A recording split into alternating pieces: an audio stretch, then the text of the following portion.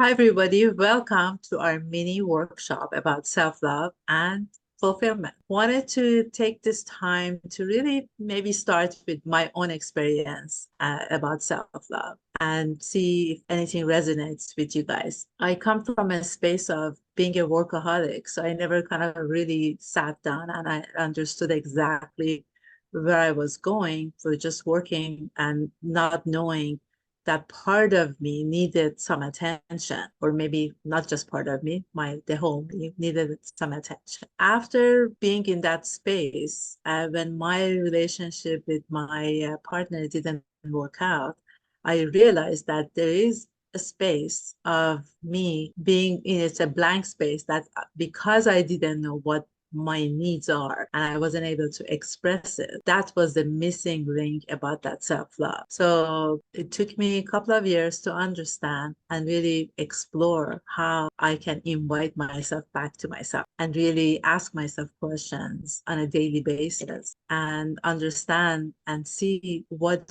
I would like to do in my life. Who do I want to be? Who am I in this space of loving myself and knowing exactly what my needs are and being able to communicate it with love effectively. Before we just started, I was telling Anaiis a story of my communication skills, which was zero, maybe 7, 8 years ago.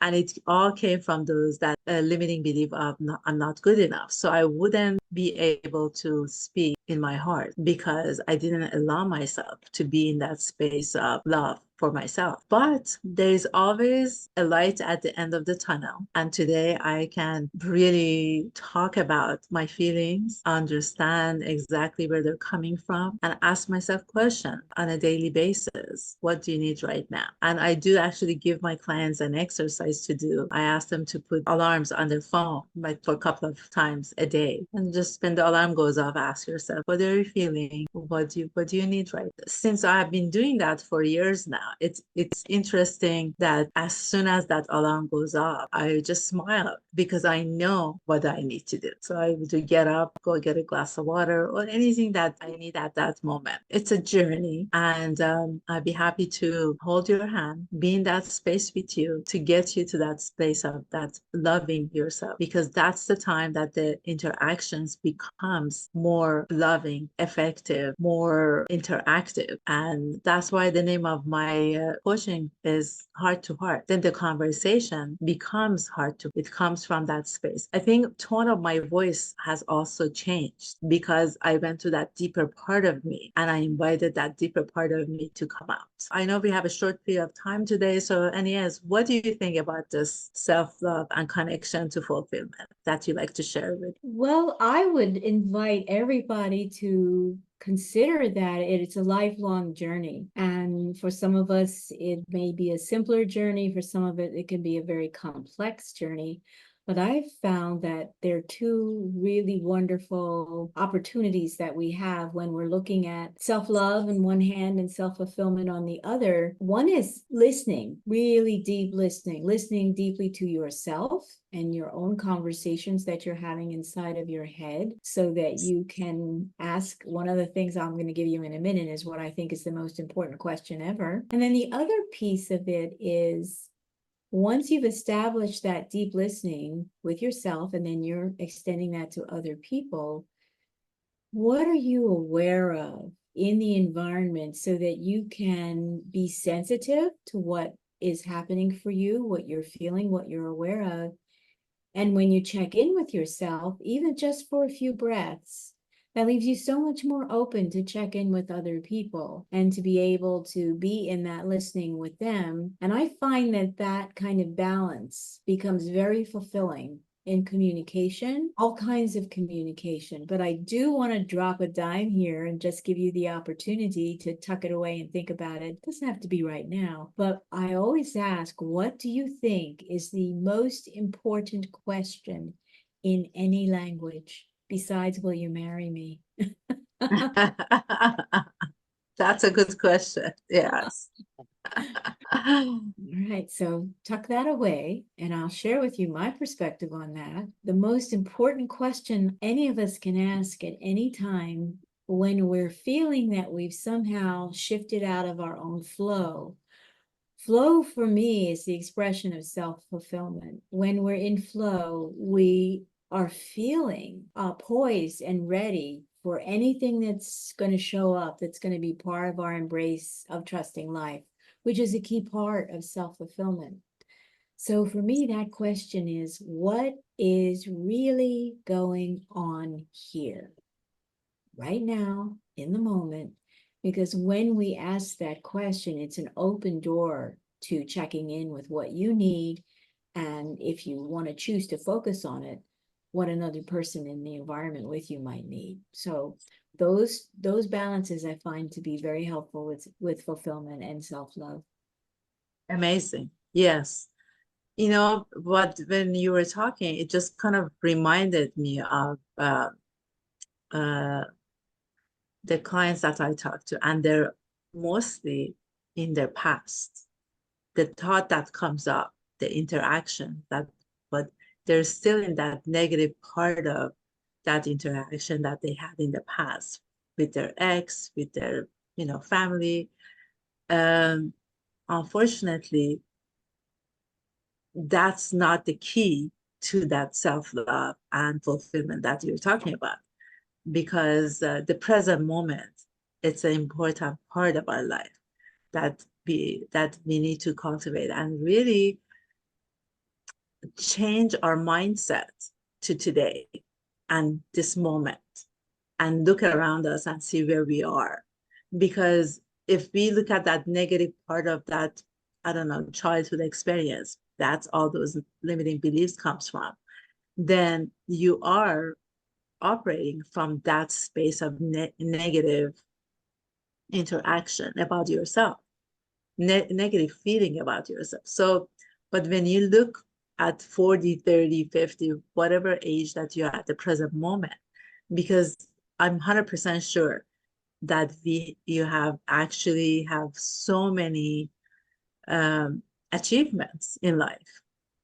You have done so many things, even from yesterday or the day before or last month or maybe this morning. And when you talk about that part, when you really, really look at that, that fulfillment is part of that, because then it's easier to see what part of you with these actions and reactions gets fulfilled.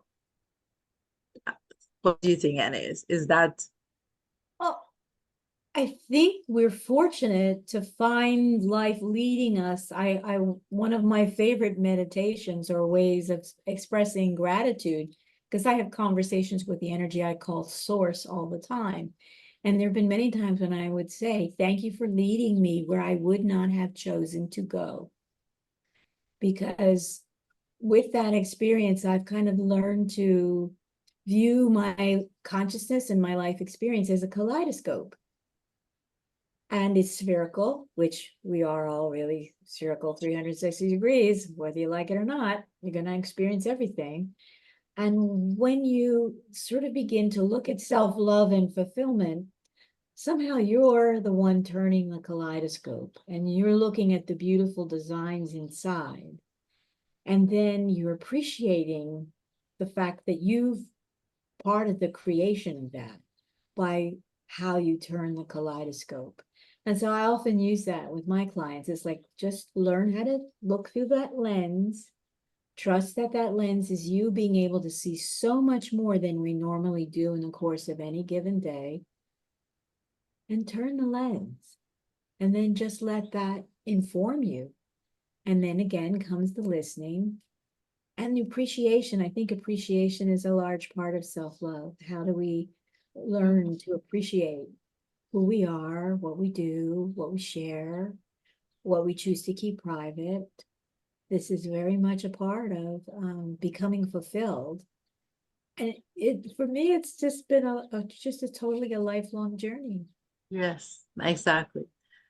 And the other side of like finding that life partner, the romantic partner that a lot of people are looking for, and they base that negative part of those past experiences with their exes, with those uh, interactions that hasn't been working for them.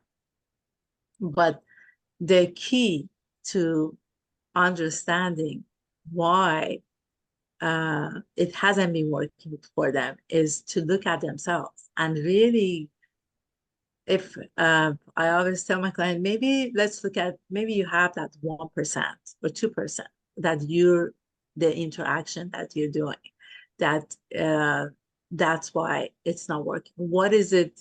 What part of you is interacting? What part of you is thinking about? I mean, if you're imagining that you know, life partner that you're looking for, are you imagining it with that positive attitude, with that, you know, that yes, I know 100% that I'm gonna manifest or meet that person easily? Or you are coming from that space of, oh my God, nothing works out for me. uh, I always find these people that don't want to commit, or you know, I'm over 40 or 50, and you know, I'm too old, I'm too this, I'm too that.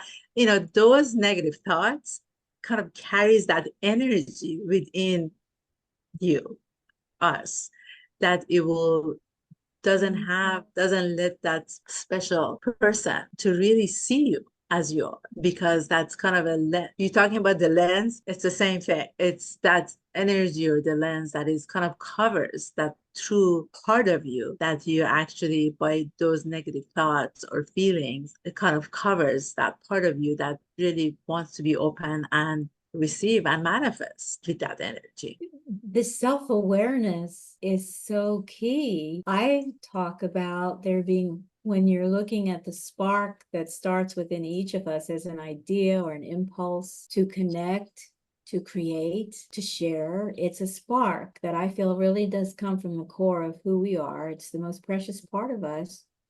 And when we lose that spark, or that spark becomes dim, usually it's because there's something that we really need to feel that we're not feeling.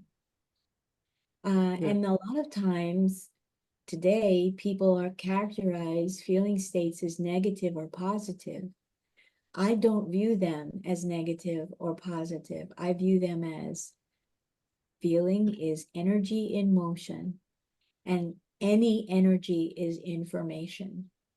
So when you really allow yourself to fully feel what can be contracting you emotionally, the first, I just say, if you just take, when you feel that, I know that feeling, you take that feeling and you just breathe into that contraction and feel. Because sometimes what is going on between our two ears shuts down the heart. And Yes. we're the ones that have to rearrange that dynamic. It Yeah. doesn't easily happen by itself. Sometimes it might, but usually we need some other spark from within, or some spark from someone else or the environment, that snaps us back to center. And it's like, here's where you feel, and what you feel is a gift to your mind. What your mind thinks may not be a gift to your heart. I tell my clients that let's just, for now, befriend our feelings. If it's a negative, if it's anger, if it's sadness, whatever it is, sit with that feeling for a few minutes and explore, because we push it down. And then when we when we talk to, after like 10 years, 20 years, there's so many layers that we have to open up to really get to that feeling, that is that love that is has been within us, that is kind of on top of all this anger and resentment or whatever other feelings that has up there, that is just kind of covers that love. So it's a long, I mean, journey, but we can talk about this for hours. But we only have like a few more minutes. I wanted to give the people a chance to see if they have any questions that we can answer. If not, we can continue. But does anybody has any questions for Anaiis or me? Well, I have a comment, not really a question. I just wanted to kind of reinforce what both of you said and point out that when people have really done this kind of awareness into themselves and really learned to love themselves, love all aspects of themselves, even parts of themselves that may have been hidden for most of their life, just that alone makes them a much more attractive partner both in a romantic relationship and as a friend, because they're so much more interesting. They're so much more deep. There's just so much more going on inside them that they are more attractive to somebody who also values that kind of work or that kind of exploration and self-love. Yeah, very true. You're right. Yeah. Any other comments? Any questions? Well, I just wanted to mention that I did put, Coach Elle, you have quite a few free ebooks and free guides out there. So I did put those in the chat. If anybody did want to download any of those, they're totally 100% free. I just copy and paste them in the chat again. And yeah, just really amazing conversation. I'm glad I recorded it so everybody can watch it back.